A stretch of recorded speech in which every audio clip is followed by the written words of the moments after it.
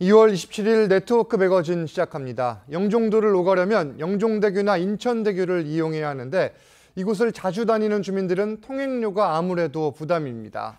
통행료 일부를 지원받긴 하지만 요금 자체를 낮춰야 한다는 게 주민들 입장인데 모레 대규모 시위를 예고했습니다. 첫 소식 강석 기자입니다. 인천 영종도를 오가는 유일한 방법은 다리입니다. 지난 2000년 영종대교가 2009년에는 인천대교가 개통했습니다. 문제는 비싼 통행료인데 국가 운영 고속도로보다 3배 가까이 비쌉니다. 영종대교 상부도로의 왕복 통행료는 13,200원, 인천대교는 왕복 11,000원에 달합니다. 기름값에 고속도로비에 또 너무 그게 부담이 되는 거예요. 우리 요즘은 또 얼마나 살기가 팍팍하고 힘들어요. 주민들은 통행료 일부 지원을 받고 있지만 여전히 큰 부담입니다. 정부가 선투자 방식으로 두 다리를 인수해 통행료를 절반 이하로 낮춰야 한다고 주장합니다. 일반 고속도로 수준의 요금으로 인하하게 되면 그 인하 차액이 생기지 않습니까? 이 차액을 공공기관이 미리 선투자해서 그 이익을 보존해 주는 겁니다.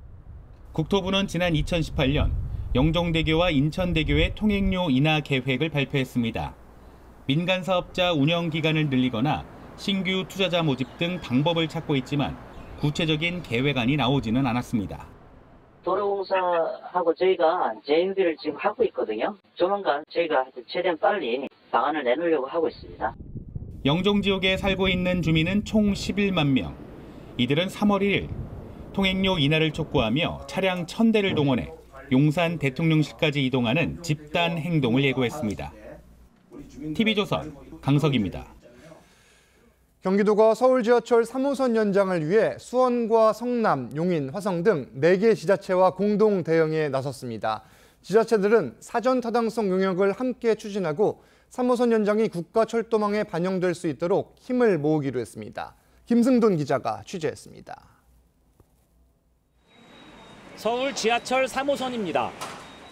경기도는 송파 수서역에서 성남과 용인, 수원을 거쳐 화성까지 3호선 연장을 추진 중입니다. 현재 해당 지역에서 송파까지는 전철을 2~3차례 환승하거나 광역버스를 타야 하지만 3호선이 연결될 경우 이동 시간이 크게 줄어듭니다. 여기서 그거 가려면 1시간 반, 2시간 거의 돼요. 그렇게 되면 참 좋은 거지. 경기도와 수원, 성남, 용인, 화성시 등 경기 남부 지자체 4곳이 서울 지하철 3호선 연장을 위해 힘을 모으고 나섰습니다. 광역철도망을 깔아서 우리 400만 주민에게 교통 편의를 도모하도록 하는 데 함께 뜻을 모아서 경기도 등은 올해 상반기 안으로 사전 타당성 용역을 진행하고 3호선 연장이 제5차 국가철도망 사업에 반영되도록 추진할 계획입니다. 5차 철도망 구축 계획이 26년에 아마 될 것 같습니다. 근데 그전에 저희가 작업을 충분히 이를 위해 서울시와 수서 차량기지 이전 문제도 적극 협의할 방침입니다. 경기도는 3호선 연장이 어려울 경우엔 경기 남부 광역철도 구축을 대안으로 검토하고 있습니다. TV조선 김승돈입니다. 아시아 최대 규모의 드론쇼가 부산 백스코에서 사흘 동안 열렸습니다. 친환경 수소 드론은 물론 5km 내에 있는 드론을 추락시키는 드론 방호 시스템도 눈길을 끌었습니다. 하동원 기자의 보도입니다. 드론 500대가 동시에 공중에 날아오릅니다. 밤하늘에 나비와 무궁화를 수놓습니다. 아시아 최대 규모인 드론쇼 코리아가 지난 23일부터 4일간 부산 백스코에서 열렸습니다. 13시간 비행이 가능한 친환경 에카수소 드론부터 5km 내에 접근하는 적 드론을 찾아 추락시킬 수 있는 드론 방호 시스템도 선을 보였습니다. GPS 신호를 교란하거나 또는 그 드론을 제어하는 그 제어 신호를 교란해서 드론이 더 이상 활동을 하지 못하도록. 코로나 여파로 발길이 끊겼던 해외 드론 기업들도 줄지어 참여했습니다. 배관 내부처럼 좁은 산업 설비를 점검하는 소형 드론도 공개됐습니다. 조금만 드론이 들어감으로써 인해서 그 점검 시간을 단축을 함으로써 그 생산성을 극대화시킬 수 있는 그런 효과가 있습니다. 부산시는 미래교통수단인 드론 택시의 상용화 추진 등 드론 대표 도시로 자리매김할 계획입니다. 도심 항공 모빌리티 산업 생태계 조성을 통한 UAM 조기 상용화를 주도하는 선도 도시로 자리매김하고자 노력을 할 예정입니다. 오는 2030년 전 세계 드론 시장 규모가 125조 원으로 예상되는 가운데 기업과 지자체들의 경쟁이 더욱 치열해지고 있습니다. TV조선 하동훈입니다. 바다를 사이에 두고 5km 떨어진 경남 남해와 전남 여수를 잇는 해저터널이 올해 첫 삽을 뜹니다. 전남과 경남 부산시는 해저터널 공사에 맞춰 남해안권 관광벨트를 만들기 위해 손을 맞잡았습니다. 이성진 기자의 보도입니다. 경남 남해군의 한 해변입니다. 직선거리 5km, 바다 건너편이 전남 여수인데 해상 교량도 없어 자동차로 80km를 돌아가야 합니다. 80분 정도 돌아 들어와야 된다는 이런 불편함도 있고 이제 대중교통망은 더 불편하게 돼 있죠. 경남 남해에서 전남 여수를 잇는 길이 8km짜리 해저터널이 올해 공사에 들어갑니다. 정부 예산 6,974억 원을 투입해 2031년 완공 예정인데 1시간 넘게 걸리던 남해에서 여수까지의 이동 시간이 불과 10분으로 줄어듭니다. 경남과 전남, 부산시는 해저터널을 기반으로 한 남해안 관광벨트 조성에 착수했습니다.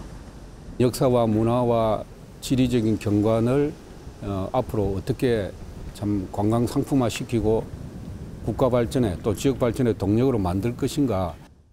경상남도는 남해안과 서해안까지 포함하는 아일랜드 하이웨이를, 전남은 다도의 해양 관광 도로인 선샤인웨이를 구상하고 있습니다.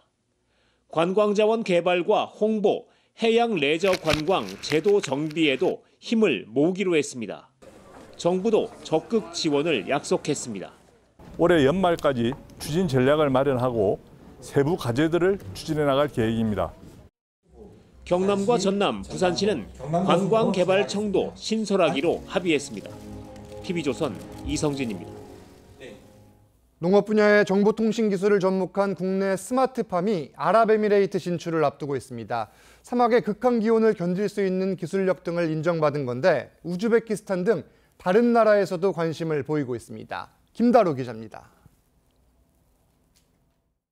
충남 부여군의 한 스마트팜입니다. 단일 작물을 키우는 스마트팜 가운데 국내 최대 규모로 축구장 크기의 4.6배에 달합니다. 이 스마트팜은 대추방울토마토 88,000그루를 키우고 있습니다. 온실 내벽과 외벽 사이에는 3m의 공간이 있습니다. 반밀폐 구조로 밀폐된 내부 공기를 유입된 외부 공기와 섞어서 실내로 순환시킵니다. 이 때문에 겨울에는 따뜻한 내부 공기를 유지하고 뜨거운 여름에는 냉방이 가능합니다. 업체 측은 최근 아랍에미레이트의 스마트팜 건립을 위한 140억 원 규모의 양해각서를 체결했습니다. 사막 지방이 되지만 저희들이 한 28도까지 잡을 수가 있고요. 이중 필터로 모래 폭풍이라든가 이런 것들을 잡아줄 수 있는. 충남 부여군은 우즈베키스탄과 필리핀 등 다른 나라에도 스마트팜 수출을 추진하고 있습니다. 하지만 기초자치단체가 직접 해외 진출을 지원하기에는 어려움이 많습니다. 법률이라든지 세무라든지 이런 부분에서 부족한 부분이 많기 때문에 어떤 정부적인 차원에서 어떤 종합적으로 지원해주고. 국내 스마트팜의 기술력이 해외로 진출하면서 농업 분야에서도 한류 열풍이 일어날지 주목됩니다. TV조선 김다로입니다. 계속해서 네트워크 매거진 초대석 시간입니다. 수원시는 전국의 기초자치단체 가운데 인구가 가장 많은 특례시입니다. 수원시는 민선 8기 출범 이후 경제 특례시란 목표를 내세우며 기업 유치에 주력하고 있는데 이재준 수원시장 모시고 자세한 이야기 나눠보겠습니다. 안녕하세요. 안녕하세요. 자, 일단 수원시가 경제 특례시를 구상하고 있다 이런 말씀을 많이 하셨고 또 하나하나 추진을 하고 계시는데 이 내용부터 좀 들어볼게요. 예, 전력 질주하고 있는데요. 예. 민선 8기 수원시 비전을 수원을 새롭게 시민을 빛나게로 정했습니다. 경제 돌봄, 또 생활. 깨끗한 예. 생활 이렇게 세 가지 목표를 갖고 준비하고 있는데요. 그중에 1번은 경제입니다. 한마디로 말하면 안정적인 세수도 확보하고 풍부한 일자리를 제공하겠다. 거기에 사활을 걸겠다는 건데요. 왜 경제특례시에 방점을 뒀느냐? 예. 과거의 수원이 아니다라는 겁니다. 여러분 수원 그러면 굉장히 안정적이고 또 문화적으로 스포츠로 풍부하니까 그렇죠, 아무래도. 세수가 풍부하겠다, 일자리도 많겠다 생각하는데 20년 전, 10년 전 이야기입니다. 굉장히 많이 지금은 수도권 정비법이라는 것, 그 안에 또 과밀 억제 권역이라는 것에 속한 수원시가 역차별을 당해서 많은 기업이, 대기업이 떠나고 중소기업도 떠나가고 있고 또 일자리도 없어지고 세수도 굉장히 낮아졌습니다. 단적인 지표 몇 가지를 말씀드리면 예. 과거에 수부도시 1위, 경제성장률 1위였습니다. 지금은 경제성장률만 보면 보통 성장관리구역, 수도권 내에서 거기는 보통 10%까지 최대 성장률을 보이고 있는 반면에 수원시는 마이너스 10%입니다. 경쟁력이 많이 떨어졌다 오히려. 예, 이거군요, 세수 지금. 면에서도 예. 자급자족률이 예전에 거의 100%였는데 지금은 44%로 전락했습니다. 그러면은 아무래도 이제 기업을 유치해야 되는데 주변 지자체, 뭐 다른 지자체들도 함께 경쟁을 하는 상황이에요. 네. 수원시에 뭐 다른 방책, 비책이 있을까요? 있죠. 원래 기업 그러면 우리 교과서에 나와 있는데요. 예. 좋은 인재를 유치할 수 있느냐, 토지를 제공할 수 있느냐, 또 금융 제공될 수 있느냐. 뭐 세 가지. 교과서에 나오는 내용들이죠. 예. 그런데 이 세 가지 측면에서 보면은 노동력, 인재는 수원시는 굉장히 좋은 이점을 갖고 있어요. 예. 수도권 내에 교통이 편리하고 안정적인 주거와 교육이 있어요. 그렇죠. 거기다가 문화예술 스포츠가 어느 도시보다도 뛰어납니다. 그런 장면에서 종사자들이 선호하는 도시 1위인데요. 예. 결국 관건은 토지하고 금융입니다. 토지는 제가 도시계획을 30년간 전공을 했던 뭐 알아두는 학자이자, 도시계획 전문가세요. 행정가였기 때문에 예. 토지가 없다고 생각하는데 토지가 굉장히 많습니다. 국공유지, 유유지만 해도 벌써 20만 평을 금방 제공할 수가 있고요. 조금 노력하면 더 많은 토지를 활용하는데 거기에 토지를 저렴하게 공급하는 것은 물론이고 토지나 건축을 할 때 지원책도 마련합니다. 또 금융이 또 문제인데요. 금융도 저희가 직접 제공할 수는 없으니까 이번에 새롭게 1,000억 원의 세빛 기업 수원의 펀드를 마련하고자 합니다. 우리가 100억 원을 출자하면 중소벤처기업부가 산하에 있는 펀드 회사가 정부의 돈 600억, 민간인 300억을 출연해서 적어도 우리 창업하고 또 성장하고 또 2년 내에 들어올 수 있는 기업들에게 투자, 자금을 지원해 주는 거죠. 그런데 지금 아까 뭐 시장님이 말씀해 주셨다시피 수도권 정비계획법이라는 게 있잖아요. 이 테두리 안에서 가능합니까? 가능하죠. 물론 굉장히 어렵습니다. 지금까지 우리가 침체된 원인을 따져보니까 수도권 정비법이라는 법 때문에 역차별 당했거나 특히 그 법의 세 가지 권역이 있는데 제일 성장을 멈추라고 하는 과밀 억제 권역에 있어요. 우리 수원은 과밀 억제 권역이고 인근에 용인, 이천, 화성 같은 경우는 성장 관리 권역인데요. 거기는 10% 성장인데 저희는 10% 마이너스로 이렇게 역차별을 받고 있다는 겁니다.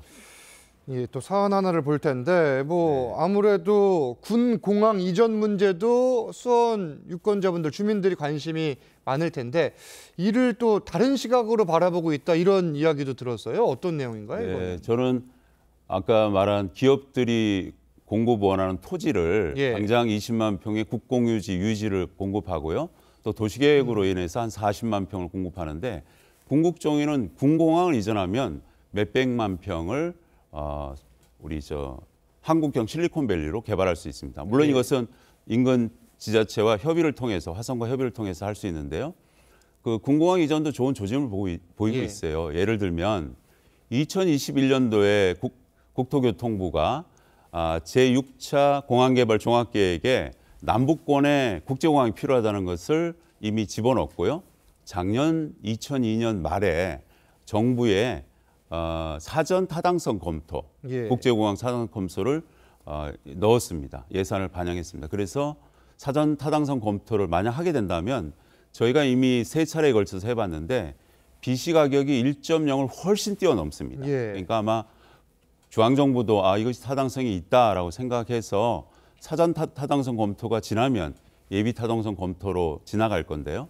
그렇게 진행된다면 아마 수월하게 될 거고 지역의 민심도 예전에는 반대만 했다가 최근에는 찬성 단체가 얼마 전까지 30개였는데 지금은 200여 개로 증가됐습니다. 자, 그리고 뭐 아까 인구 제일 많다고 제가 말씀드렸다시피 수원시 인구가 119만 명입니다. 그럼에도 네. 이제 아이를 돌보는 문제 수원 시민들 역시 쉽지 않을 것 같은데 돌봄 시스템도 좀 보고 계실 것 같아요. 네. 저희가 정확하게 122만 5천 명입니다. 122만 명까지 늘어났습니까? 예. 줄어들었다 다시 올라가고 예. 있는 현상인데요. 그중에 가장 큰 게 돌봄이에요. 지난 여러분 잘 들으셨다시피 세모녀, 수원 세모녀, 송파에 이어서 두 번째로 또 세모녀 사건이 일어났는데 이것이 복지 예산이 재정의 절반을 차지함에도 불구하고 예. 늘 사각지대가 있어요. 그래서 복지를 좀 더 첨예하게 하고 사각지대를 없애는 방법이 마을 공동체가 중심이 되는 돌봄 시스템을 만들자. 일명 돌봄 홍반장이라고 하는 건데요. 중위소득 75% 이하, 보통은 30%, 50%까지 복지 재원을 넣는데요. 75%까지는 연간 100만 원 이상의 돌봄 체계를 만들자. 여러 가지 돌봄 체계를 생각할 수 있죠. 예. 함께 동반하는 것, 돌봐주는 것, 또 뭐 기초적인 생활 지급에 이르기까지 마을 사람들이 어려운 사람들을 발굴하고 직접 지원해주는 그런 시스템을 지금 준비하고 있습니다. 알겠습니다. 이 도시개발 전문가 출신의 시장님이 오늘 나와주셔서 수원시의 앞으로 개발, 경제특례시로의 도약 계획과 돌봄 시스템 내용까지 말씀을 잘 들어봤습니다. 감사합니다. 고맙습니다. 예. 오늘 네트워크 매거진은 여기서 마칩니다. 저희는 다음 주 월요일에 다시 찾아뵙겠습니다. 감사합니다.